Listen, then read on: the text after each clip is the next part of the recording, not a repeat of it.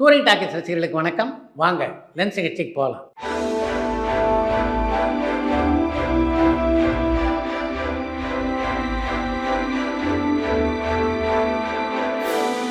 என்னம்மா முதல் கேள்வி? நடிகர் பாபி சிம்ஹா என்ன ஆனாரு? இப்ப ஏதாவது திரைப்படத்தில் நடிக்கிறாரான்னு காஞ்சிபுரம்ல இருந்து சரவணன் கேட்டிருக்காங்க. பாபி சிம்ஹா இப்போ ஏதாவது படங்களில் நடிக்கிறாரா, என்ன பண்ணிகிட்டு இருக்காரு அப்படின்னு நீங்கள் கேள்வி கேட்டிருப்பதை பார்க்கும்போதே மனசுக்கு ரொம்ப கஷ்டமாக இருக்குது. அவர் நடித்திருந்த ஜிகர்தண்டா திரைப்படத்தை பார்த்து விட்டு தமிழ் சினிமாவிலே மிகப்பெரிய உயரத்தை தொடப்போகிற ஒரு கலைஞர் பாபி சிம்ஹா அப்படின்னு நான் நினச்சேன். அப்படி இருந்த பாபி சிம்ஹா எதனால் அந்த உயரத்தை தொட தவறி விட்டார் அப்படின்றது இன்னி வரைக்கும் புரியாத ஒரு புதிராக இருக்கிறது. அரசியலுக்கு வந்து ஊழலற்ற ஆட்சி தர நினைக்கிற நடிகர் விஜய் தன்னுடைய அடுத்த 2 படங்களுடைய FDFS ஷோ டிக்கெட்டை 190 ரூபாய்க்கு விற்க சொல்லுவாரா அல்லது சொல் வேற செயல் வேற இருக்குமான்னு மதுரையிலிருந்து ஜாகிர் கேட்டிருக்காங்க. அரசியலில் அடியெடுத்து வைத்திருக்கின்ற விஜய் தன்னுடைய அடுத்த படத்துக்கான டிக்கெட்டை நியாயமான விலையிலே விற்க சொல்வாரா அப்படின்ற உங்களுடைய கேள்வி இருக்கு. அது மிகவும் நியாயமான யதார்த்தமான கேள்வி அப்படின்னு தான் நான் பார்க்குறேன். விஜய் அரசியலுக்கு வரணும் அப்படின்னு முடிவு எடுத்துட்டதுனால முதல்ல இந்த பணியை அவர் செய்தார் என்றால் நிச்சயமாக நல்லா இருக்கும் அப்படின்றது என்னுடைய கருத்து. லால் சலாம் திரைப்படத்தினுடைய ட்ரெய்லரை பார்த்துட்டீங்களா? இந்த படத்தை ஐஸ்வர்யா ரஜினிகாந்த் தான் டைரக்ட் பண்ணாங்களான்னு ஆச்சரியப்படுற அளவுக்கு அவ்வளோ நல்லாவே இருந்தது. அவங்க யார்கிட்ட அசிஸ்டன்ட் டைரக்டரா ஒர்க் பண்ணாங்கன்னு திருச்சியிலிருந்து செந்தில் கேட்டிருக்காங்க. உங்களுடைய விமர்சனம் ரொம்ப நியாயமான விமர்சனம். லால் சலாம் திரைப்படத்தினுடைய ட்ரெய்லரை பார்க்கும்போது ஒரு தேர்ந்த இயக்குனர் அந்த படத்தை இயக்கியிருப்பது போல தான் தோணுது. அந்த அளவுக்கு மிகச்சிறப்பாக அந்த படத்திலே உழைச்சிருக்காங்க ஐஸ்வர்யா ரஜினிகாந்த் அப்படின்னு தான் சொல்லணும். ஐஸ்வர்யா ரஜினிகாந்தை பொறுத்த வரைக்கும் மிகப்பெரிய பயிற்சி டைரக்ஷன் துறையில் இல்லை. ஆனாலும் ஆர்வம் காரணமாக அந்த துறையில் தன்னுடைய அறிவை வளர்த்து கொண்டவங்க தான் அவங்க. MK தியாகராஜ பாகவதருடைய பயோபிக் பண்றதுக்கு ஏதாவது ப்ரொடியூசர்ஸ் அல்லது டைரக்டர்ஸ் உங்ககிட்ட பர்சனலா பேசியிருக்காங்களா? அண்ட் தியாகராஜ பாகவதருடைய கேரக்டர்ல யாரு நடிச்ச பொருத்தமா இருக்கும்னு வடபழனியிலிருந்து ராஜேஷ் கேட்டிருக்காங்க. MK தியாகராஜ பாகவதருடைய வாழ்க்கை வரலாற்றை யாரும் திரைப்படமாக எடுக்க இப்போது முயற்சி செய்வதாக எனக்கு தெரியல. அப்படி யாராவது முயற்சி செய்து எடுத்தார்கள் என்றால் MK தியாகராஜ பாகவதருடைய பாத்திரத்தை நடிப்பதற்கு மிகச்சரியான நடிகர்கள்னா ஒன்று அஜித், இன்னொன்று ஜெயம் ரவி. ஆனால் அதுலேயும் ஒரு சின்ன சந்தேகம் எனக்கு இருக்குது. அவங்க 2 பேரும் நடிப்பார்களா அந்த பாத்திரத்திலே என்று. நடிகர் விஜய் தான் சார்ந்திருக்கிற நடிகர் சங்கத்தினுடைய பிரச்சனைகளை தீர்க்காதவர், ஆனா எப்படி அரசியலுக்கு வந்து மக்களுடைய பிரச்சனைகளை தீர்ப்பாருன்னு ஹுசூர்ல இருந்து விஜய் கேட்டிருக்காங்க. நடிகர் சங்கத்துடைய பிரச்சனைகள் என்பது வேறு, மக்களுடைய பிரச்சனைகள் என்பது வேறு. அரசியலில் விஜய் அடியெடுத்து வைக்கிறார் அப்படின்றதுனாலேயே நடிகர் சங்கத்துடைய பிரச்சனைகள்லாம் அவர் தீர்க்கணும் அப்படின்னு எதிர்பார்ப்பது சரியாக இருக்காது அப்படின்றது தான் என்னுடைய கருத்து. ஏன்னா விஜயை பொறுத்த வரைக்கும் அவர் நடிகர் சங்கத்தில் எந்த பொறுப்பிலும் இல்லை. அதே மாதிரி நடிகர் சங்கத்து உறுப்பினரும் நீங்கள் இந்த பிரச்சனைகள்லாம் கொஞ்சம் தீர்த்து வைக்கணும் அப்படின்னு அவர்கிட்ட இது வரைக்கும் எந்த கோரிக்கையும் வைத்ததாகவும் தெரியல. அப்படி இருக்கும்போது அவராகவே முன்வந்து அந்த சங்கத்துடைய பிரச்சனைகள்லாம் தீர்க்கணும் அப்படின்னு எதிர்பார்க்கறது எந்த வகையில் சரியாக இருக்கும்? லால் சலாம் திரைப்படம் தமிழ் தவிர ஏனைய 4 மொழிகள்ல ரிலீஸ் ஆகிறதா சொல்லியிருந்தாங்க. ஆனா படம் ரிலீஸ் ஆகிறதுக்கு இன்னும் 4 நாள் கூட இல்ல. இந்நிலையில மற்ற மொழிகள்ல டீசர், சாங்ஸ், போஸ்டர், ட்ரெய்லர்னு எதுவுமே ரிலீஸ் ஆகல. லைக்கா நிறுவனம் எவ்வளவு கவனக்குறைவா இருக்காங்கன்னு ஸ்ரீலங்கால இருந்து மதிஷான் கேட்டிருக்காங்க.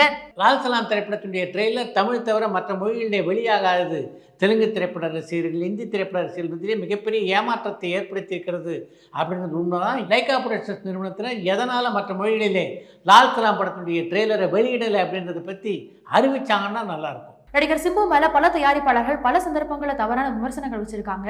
அப்படி இருந்தும் எப்படி அவருக்கு தொடர்ந்து வாய்ப்புகள் கிடைக்குதுன்னு குவைத்ல இருந்து சந்தியா கேட்டிருக்காங்க. இந்த சினிமா உலகத்தை பொறுத்த வரைக்கும் ஒரு நடிகருக்கு தொடர்ந்து வாய்ப்பு வளரணும்னா ஒன்று, அவர் நன்கு நடிக்க தெரிந்தவராக இருக்கணும். 2வது, அவர் நடித்த படங்களுக்கு மக்கள் மத்தியிலே வரவேற்பு இருக்கணும், அந்த படம் ஓடணும். இது 2ம் அமைஞ்சிட்டா அந்த நடிகர் என்ன தப்பு செய்தாலும் அவரை தொடர்ந்து திரைப்படங்களை ஒப்பந்தம் செய்து கொண்டு தான் இருப்பார்கள். இதுக்கு உதாரணமாக பல நடிகர்களை சொல்லலாம். என்னுடைய அனுபவத்தின் அடிப்படையில் அதை பற்றி சொன்னோம்னா நடிகர் கார்த்திகை பற்றி சொல்லலாம். அவர் நடித்து கொண்டிருந்த அந்த காலகட்டத்தில் பல திரைப்படங்களுடைய படப்பிடிப்புக்கு சரியான நேரத்துக்கு வந்ததே இல்லை. சில நாட்கள் படப்பிடிப்புக்கே வரமாட்டார். அப்படி இருந்தும் அவருக்கு தொடர்ந்து வாய்ப்புகள் வந்த வண்ணம் தானே இருந்தது. ஒரு காலகட்டத்தில் தானே அப்படி வாய்ப்புகள் வருவது தடால்னு நின்று போச்சு. சினிமா உலகத்தை பொறுத்த வரைக்கும் அது அவங்களுக்கு வரவேற்பு இருக்கும்போது தொடர்ந்து ஒப்பந்தம் செய்து கொண்டு தான் இருப்பார்கள். அவருக்கு வந்த அந்த பிரச்சனைகள்லாம் நமக்கு வராது அப்படின்னு நினைக்கின்ற தயாரிப்பாளர்களும் உண்டு. பிற எழுத்தாளர்களுடைய நாவல்கள், சிறுகதைகள்ல இருந்து கதையை எடுத்து பல முறை இயக்குனர் யாருன்னு மதுரையிலிருந்து நைமோ கேட்டிருக்காங்க. அவ்வப்போது சில இயக்குநர்கள் தமிழில் வெளியான நாவல்கள், சிறுகதைகளை படமாக்கியிருக்காங்க. அப்படின்னாலும் தொடர்ந்து பல நாவல்களையும் சிறுகதையும் படமாக்கியதுன்னா ஆரம்ப காலகட்டத்தில் எல்லிசா டங்கனை சொல்லலாம். அதற்கு பின்னாலே இயக்குனர் மகேந்திரனை சொல்லலாம். இன்ஸ்டாகிராம் அண்ட் ட்விட்டர்ல தான் நடிகர் விஜய் பாலிடிக்ஸ்க்கு வரதை அறிவிச்சிருக்காரு. எப்போ சார் மக்களை நேரில் சந்திச்சு மைக்ல பேசுவாருன்னு முகமது கேட்டிருக்காங்க. தன்னுடைய அரசியல் பிரவேசத்தை பற்றி மக்களை சந்தித்து அவர்கள் நடுவே வெளியிடாமல் வலைதளங்களில் வெளியிட்டு விட்டாரே அப்படின்ற ஒரு ஏக்கம் விஜய் ரசிகர்கள் பல பேர் மத்தியில் இருக்கிறது. அதை தீர்ப்பதற்கு விஜயின் திட்டங்களை தீட்டிக் கொண்டிருக்கிறார். விஜயகாந்த் தன்னுடைய அரசியல் பயணத்தை தொடங்கிய இடம் மதுரை அப்படின்றது நீங்கள் எல்லோரும் அறிந்த விஷயம். அதே மதுரையில் தான் தன்னுடைய அரசியல் பயணத்தையும் தொடங்க திட்டமிட்டிருக்கிறார் விஜய். மிக விரைவிலேயே அதை பற்றிய அறிவிப்பு உங்களுக்கு வரும். இயக்குனர் விசி துரை தொடக்கத்துல நல்ல திரைப்படங்களை கொடுத்திருந்தும் ஏன் அவர் வெற்றி பெறல? இப்போவும் இண்டஸ்ட்ரியில் அவர் இருக்காரா? அவர் நடிகர் ஜெயம் ரவியினுடைய உறவினரான சென்னையில இருந்து சுஹேல் கேட்டிருக்காங்க.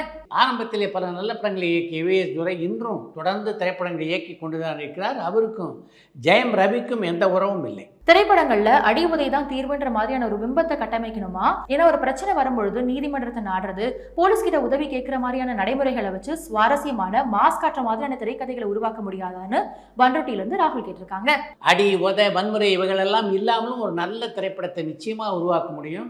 ஆனா என்ன காரணத்தாலும் இப்போதுள்ள இயக்குனர் எல்லோரும் இந்த வன்முறை பயணத்தில் தான் மிக தீவிரமாக இருக்கிறார். தேசிங்க ராஜா பார்ட் 2 திரைப்படத்துக்கு நீங்களும் ப்ரொடியூஸ் பண்ணிருக்கீங்களா அல்லது ஏதாவது ஒரு கதாபாத்திரத்தில் நீங்க நடிச்சிருக்கீங்களான்னு ஓடைப்பட்டியில இருந்து கண்ணன் கேட்டிருக்காங்க. தேசிங்க ராஜா பார்ட் 2 திரைப்படத்தை பொறுத்த வரைக்கும் அந்த படத்திலே நான் நடிக்கவும் இல்லை, அந்த படத்துடைய தயாரிப்பிலும் என்னுடைய பங்களிப்பு எதுவும் இல்லை.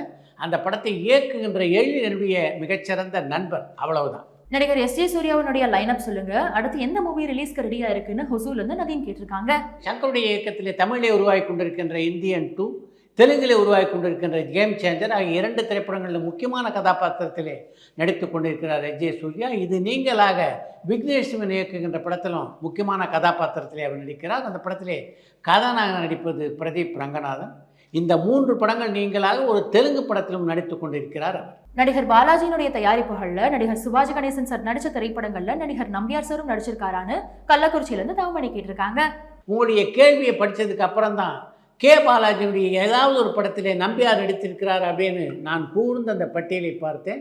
என்ன ஒரு ஆச்சரியம்! கே பாலாஜி தயாரித்த எந்த திரைப்படத்திலும் எம்என் நம்பியார் நடிக்கவே இல்லை. எதனால் பாலாஜியுடைய எந்த திரைப்படத்திலும் அவர் நடிக்கவே இல்லை? ஏன் பாலாஜி அவரை எந்த திரைப்படத்திற்கும் ஒப்பந்தம் செய்யவே இல்லை அப்படின்றது மிகப்பெரிய புதிராக இருக்கிறது. லைகா நிறுவனத்துல ரஜினி சார் நடிச்ச 2.0 தர்பார், இப்ப லால் சலாம் ஆகிய 3 திரைப்படங்களுக்குமே மிக மிக குறைவான விளம்பரம் பண்றதுக்கு என்ன காரணம்? சோஷியல் மீடியால இல்லாத பல பேருக்கு லால் சலாம்னு ஒரு திரைப்படம் வரதே தெரியாத அளவுக்கு லைகா நிறுவனம் நடந்துக்கிறதுக்கான காரணம் என்ன? உண்மையாவே பொன்னியின் செல்வனுடைய விளம்பரத்தை லைகா நிறுவனம் தான் பண்ணாங்களா அல்லது மெட்ராஸ் டாக்கீஸ் நிறுவனம் பண்ணாங்களான்னு யாழ்ப்பாணத்தை வந்து ஜானி கேட்டிருக்காங்க. இன்றைய சினிமா உலகத்தை பொறுத்த வரைக்கும் ஒரு திரைப்படத்தை மக்கள் மத்தியிலே கொண்டு போய் சேர்க்க வேண்டும் என்றால் அதற்கு உரிய விளம்பரம் நிச்சயமாக தேவை. பொன்னியின் செல்வன் மிகப்பெரிய வெற்றியை பெற்றதென்றால் அதில் அந்த படத்தை விளம்பரம் செய்த அந்த விளம்பர யுக்திக்கும் கொஞ்சம் பங்குண்டு என்பதை எவரும் மறுப்பதற்கு இல்லை. எதனால் லால் சலாம் திரைப்படத்துக்கு மிகப்பெரிய அளவில் விளம்பரம் செய்யாமல் இருக்காங்க லைகா புரொடக்ஷன்ஸ் நிறுவனம் அப்படின்னு தெரியல. ராஜாராணி திரைப்படத்துல ஒரு நாடக காட்சியில சிவாஜி சார் வசனம் பேசுற ஒரு 850 அடி நீளம் உள்ள ஒரு காட்சியை ஒரே ஷாட்ல பீம்சிங் படமாக்கினார் நீங்க சொல்லியிருந்தீங்க. ஆனா ஒரு ரோலினுடைய நீளம் 400 அடி நீங்க ஏற்கனவே சொல்லியிருந்தீங்க. அப்பனா ஒரு கேமரால எத்தனை ரோலை லோட் பண்ண முடியும்னு அடையார் வந்து ராம் கேட்டிருக்காங்க.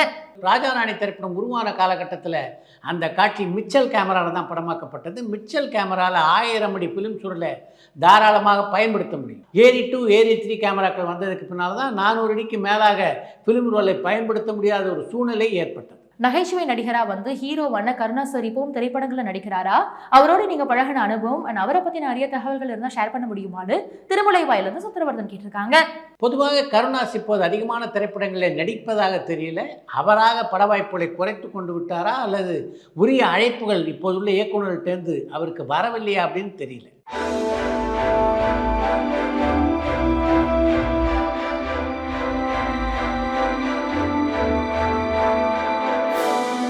சென்சார் சான்றிதழ்கள் மாநிலத்துக்கு மாநிலம், கண்ட்ரிக்கு கண்ட்ரி, மொழிக்கு மொழி மாறுபடுமான்னு ஆட்கொண்டான தமிழ்ந்து ரஞ்சித் கேட்டிருக்காங்க.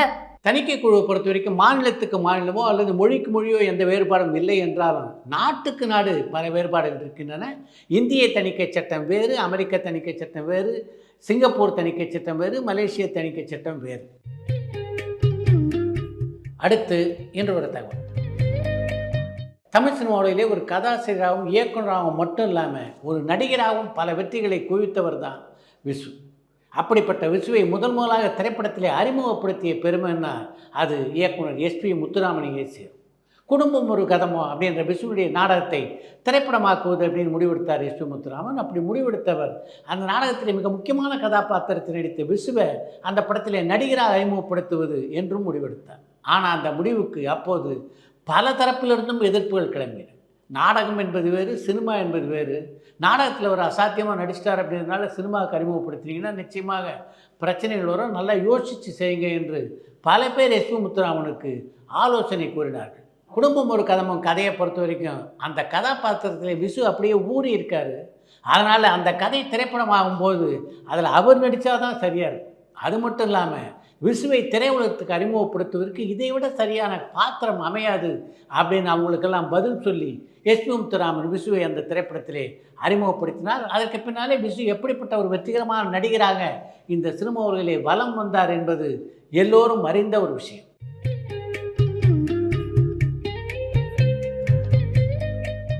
இத்துடன் இன்றைய லென்ஸ் சிகிச்சை நிறைவு பெறுகிறது. மீண்டும் அடுத்த லென்ஸ் சிகிச்சையிலே சந்திப்போம். பரபரப்பான சினிமா செய்திகள், நட்சத்திரங்களின் பேட்டிகள், சினிமா வரலாறு ஆகியவற்றை பார்க்கவும் படிக்கவும் உங்களுக்கான இணையதளம் tourantalkies.co.